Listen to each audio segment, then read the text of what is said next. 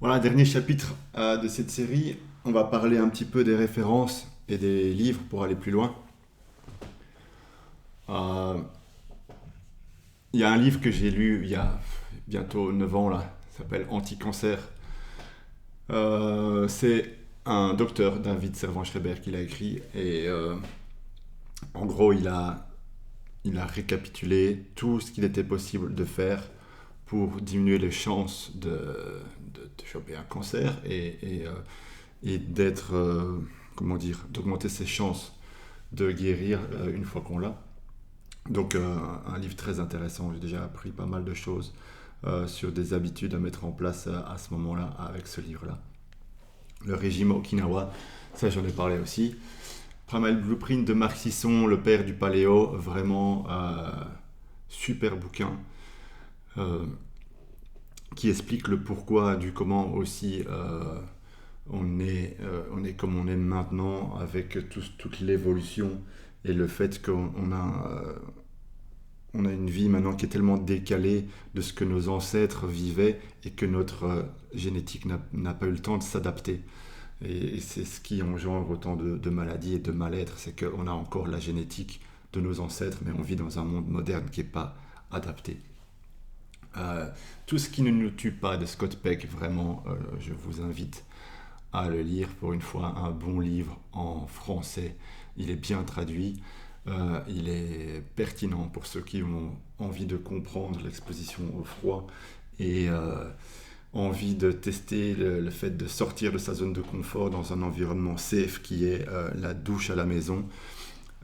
Franchement, vous allez être bluffé.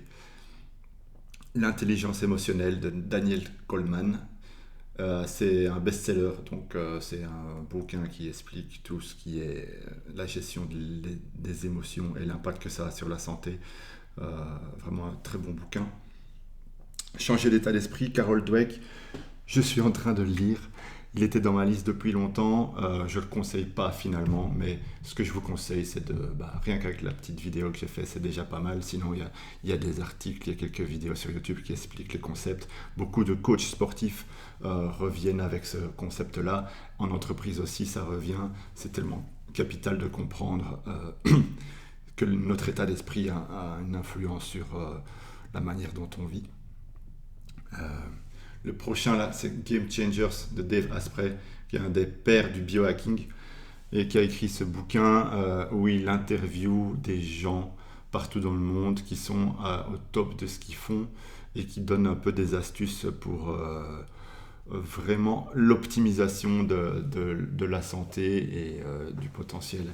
Très intéressant. Moi, celui-là, je l'ai fait en livre audio. J'aime bien de temps en temps switcher sur de l'audio parce que j'ai les yeux qui fatiguent le soir et ça je vous invite aussi à tester si vous voulez plutôt que de lire des bouquins, passer sur de l'audio, ça peut aider à augmenter les connaissances qu'on acquiert sur une semaine, un mois, etc. Stealing Fire de Stephen Coulter. Stephen Coulter, c'est un spécialiste maintenant de ce qu'on appelle le flow.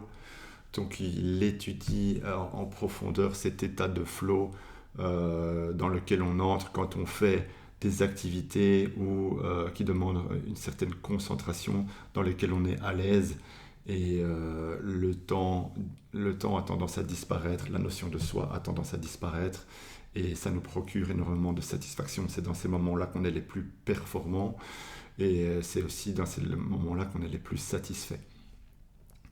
Et donc il décortique ce qui se passe dans le cerveau, ce qui se passe dans le corps quand on est dans ces états-là et quels sont les critères qu'on doit respecter pour l'atteindre. Vraiment très intéressant. Il donne des exemples. Il a écrit un bouquin, entre autres, sur tout ce qui est les sports extrêmes et comment tous ces gens qui font des sports extrêmes sont d'office dans le flow. Ils ne sauraient pas faire autrement parce qu'il y a cette notion de danger.